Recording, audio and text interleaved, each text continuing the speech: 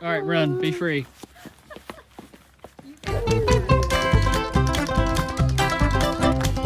My daughter just loves that she can be turned loose here, because we usually won't let her go because she likes to run into streets and stuff.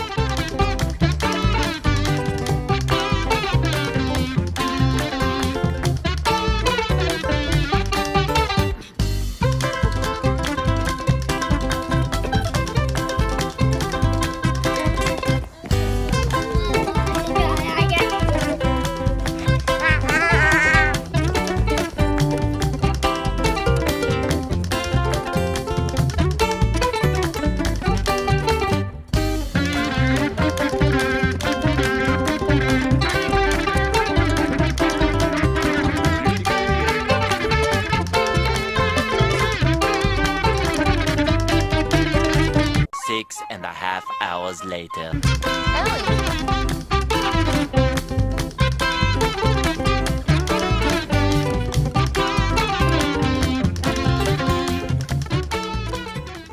All right, we are down here at formerly Kanawha Valley Dragway. We're hanging out with Ben.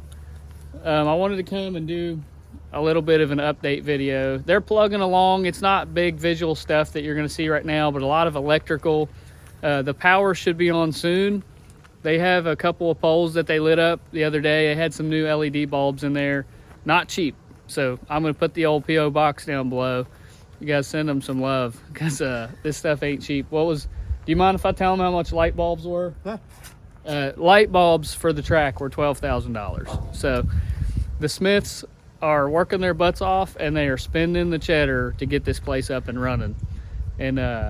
And it's the least we can do to maybe send them a little bit of love in the old P.O. box. A lot of people have already, and we appreciate that.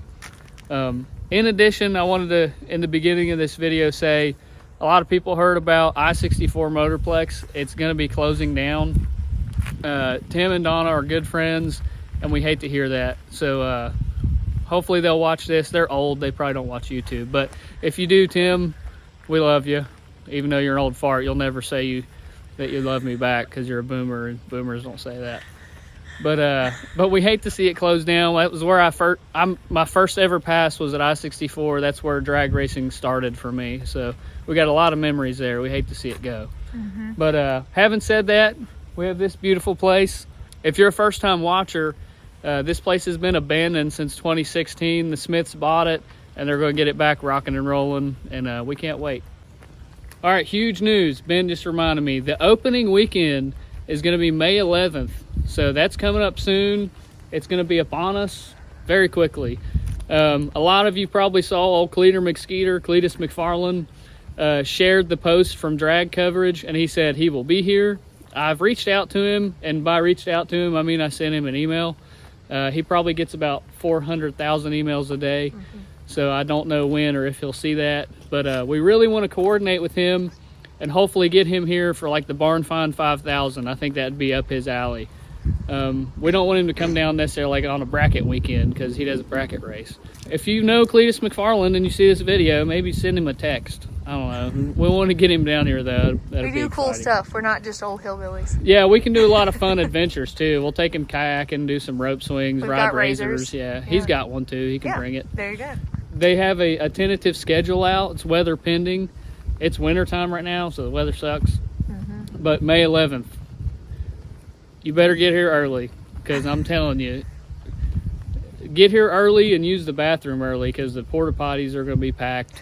You know, we're going to need a lot of trash cans. And complaining. No, if you want to complain, there's a set of stairs over there. You can just fall down them, okay? And I don't mean that, because I don't want them in any insurance trouble. Listen, I'm going to put a set of stairs across the road off of their property.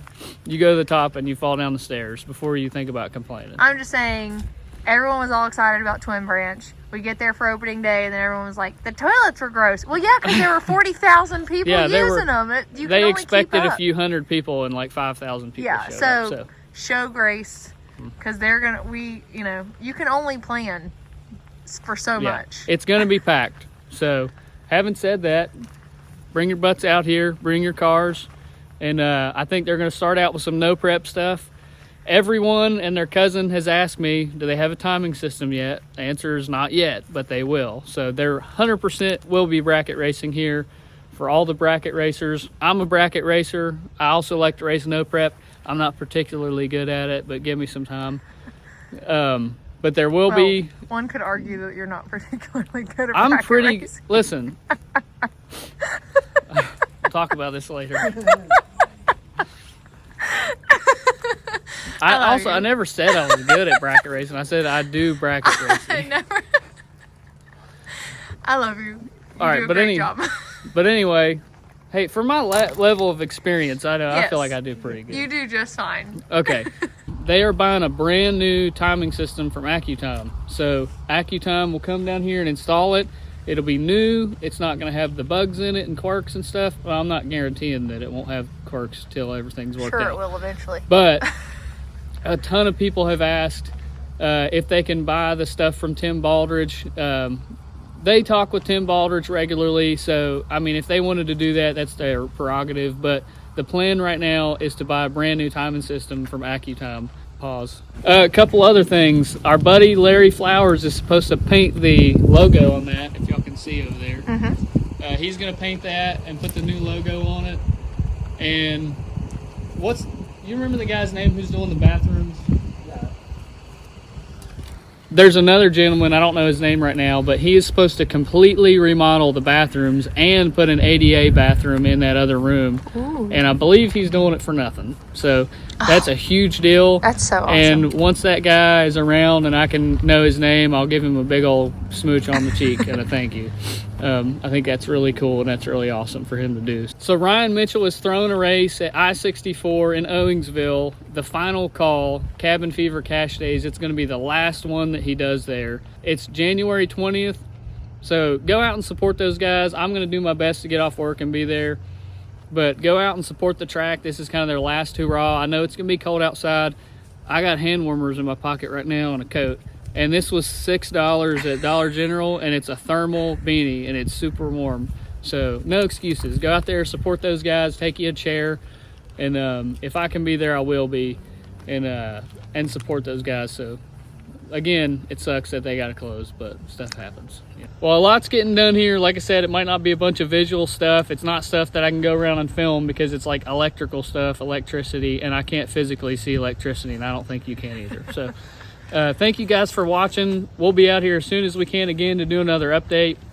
We'd love to come out and do burnouts down the track and stuff, but there's rules, there's insurance, and we can't, we're not risking anything. No, we want no risks. I can't wait to go down this track, and I'm not going to be the guy that ruins it before anybody gets to do something. So there will be mobs. Yeah, well, at our house. That's true. But thank you guys for watching. I'll stop talking now. And I think I'm going to throw you back in time. I was at the shop today and I did some filming there. So hopefully we can introduce all the new subscribers to the stuff we do on a normal basis. So I'll throw you back to JP Auto and we'll show you guys the cars and the hot rods we got sitting around. And we'll get into some shenanigans there. So on back.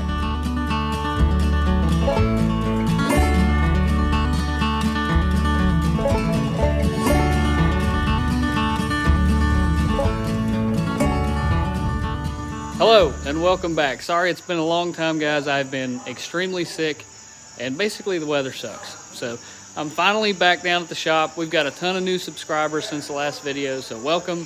We're glad you're here. This is Mountain State UTV and Racing Stuff. I know the name is a mouthful. We're working on it. We're hoping to kind of be the leader in bringing you guys information regarding Canal Valley Dragway, now known as Southside Dragway. We have a good relationship with the new owners. So I'm thankful for that. We appreciate those guys, and we're glad to have a track back here in West Virginia. But I'll give you a little background on what we do here. This is JP Auto. Me and JP are best buds, and he pretty much got me into drag racing. So I'm hanging around the hot rods today. It's been a quiet day, but every time I turn a camera on, somebody starts hammer drilling somewhere. But I'll try to show you guys around, show you all the hot rods. We got JP's vet here. I'll walk you around, maybe start up Old Pearl. We got some plans for her, and I'll fill you in on that too. This is Johnny's Corvette. This is a Garrett Race Cars built full tube chassis 1963 Corvette. Has not been driven with this engine yet. It is a 588 12-degree heads, big block. She's a nasty girl. I'll walk you guys around a little bit. Brand new tires, they're massive. Can't remember how big they are, but they're pretty large. Brand spanking new 33 by 16 Hoosiers on the back. Don't worry about that scoop. JP did a little custom job on it himself. However, I just reached out to someone today, and hopefully we can get that sucker painted to match, because the car's too pretty to have that particular scoop on it. We'll move on to my car. This is a 1976 Chevy Vega. This car has actually been faster than the Vet has ever been. However, that was before Johnny inserted that giant big block into the equation. So this is my car, 427 Shafroth small block. She's a bad unit. She likes to wheelie from time to time. But I love this car. Primarily a bracket car. I've been jumping into some no prep stuff lately. Haven't had a ton of luck, not gonna lie, but we're gonna keep at it. This is the biggest tire that will fit under this bad girl. It's a 32 by 14, and there is no more room under there. I almost failed to mention all the cool hot rods they got in here. This is the former mayor Danny Jones's 56 Nomad. They're doing a total frame off deal on this guy. It's gonna be sweet. It's a neat unit. That car sat for over 30 years. Actually, I think pushing 40 years inside a garage. So it's still in pretty good shape. There's a giant crate here. Let's see what's in that. Oh. Well, that's nice. It's all Willwood brakes, Moser rear end. That's cool. Then you got Ronnie Smith's wagon over here. This thing is sweet.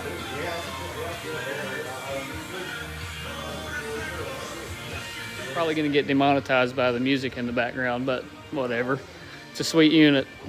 All right, guys, for everybody new here, I'm taking you out to meet Pearl. Bringing the jump box because it's been cold outside, but here she is. This is Pearl. She's a 1980 Oldsmobile Cutlass, stock 307. This car was abandoned in a junkyard over at Mountain Auto, destined for the crusher. And we yanked her out and saved her, got her running, and even raced her in a race that I created called the Barn Find 5000. It was a heck of a time. I brought the jump box. Chances of this old girl starting, I'd say a solid 35%. She's been sitting a minute, so I'm just gonna go ahead and give her some liquid motivation here. Well, that's all we got.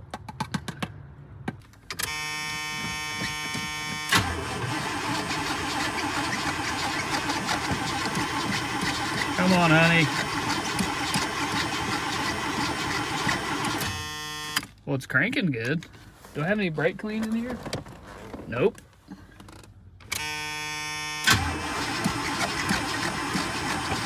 Come on, old girl.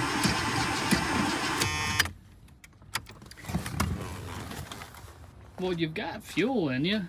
Why won't you start? Another issue I've got going on with this thing is the fuel lines keep shrinking. So it's like pinched off up here. That is taut. So I don't know why that's happening. I don't know if it reacts with the fuel or what, but it also is like bending up my fuel filter here. That's not good. Well, I'm back with some products and reinforcements. I re-upped my fuel supply here. JP has a tote that has been sitting in the shop for probably about 107 years.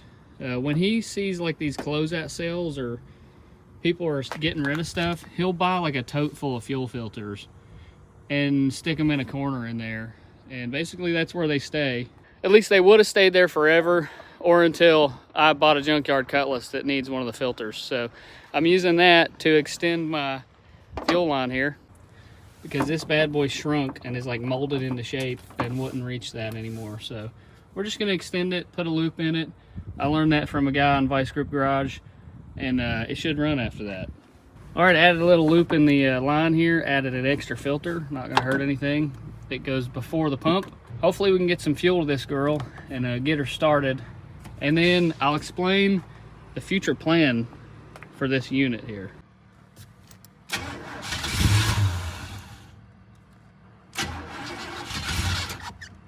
She's trying.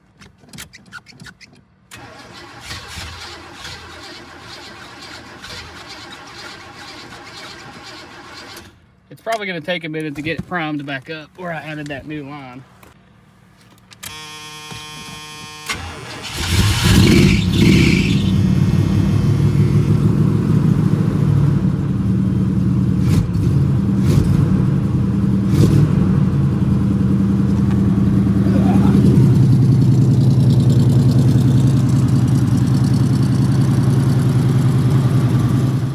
just for anybody who's like, man, I wish I had a little hot rod, I got this sucker for free. Mountain Auto donated this car to me because I promised to get it back on the road, and thank you to them for that. But you probably can go to most of your junk yards or salvage yards. There's cars there that sometimes they'll just give to you or sell to you for really cheap, and you're saving them from the crusher. So you can get some hot rods, people. They're out there.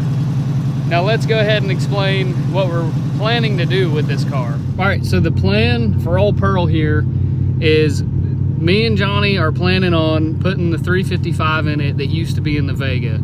The last pass I went in the Vega with that engine was a 604. So obviously this car is heavy. It's not a race car, so it's not gonna go that fast, but it should be pretty quick in this car. This car has a stock 307 Oldsmobile in it. Probably before we switch the engine, we're gonna make this engine see the end of its life. I do have a nitrous plate in there for a spread bore. Probably the only person who owns one of those. And we got a little nitrous kit. So we're probably gonna spray this thing, see how quick it'll go. I also have a Ford 9-inch rear end with 31 spline axles for this car, G-body setup. So we got that, so when the little 7.5-inch rear end goes click, we'll switch that out. But my goal is to have another race car in the fleet. I will likely let my dad drive this car, and I'll let my wife Sam drive this car. She actually said the other day that she was comfortable with making it a little bit faster so that she could drive it. I think when she drove in the daily driver class at No Prep Kings this past year, maybe she got a little bit of the bug and the excitement that comes with drag racing. So, I mean, that's exciting for me. However, look at the back seats in this joint. This car was going to the crusher, guys. It was gonna get destroyed, and it happens all the time. So do me a favor, when you drive past a tow yard, salvage yard, junk yard, whatever, walk your butt in there and make sure there's no hot rods that need saving, because it's our duty, we gotta save them. I'm gonna do a brave move here and try to drive this thing around the block and see if she doesn't leave me stranded.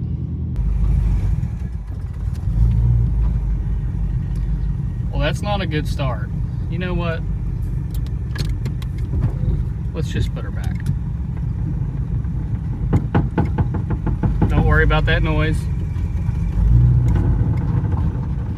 Don't worry about that. Come on. Oh.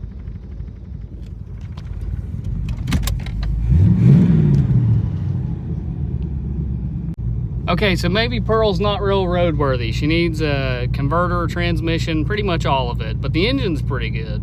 Brakes, we won't talk about that.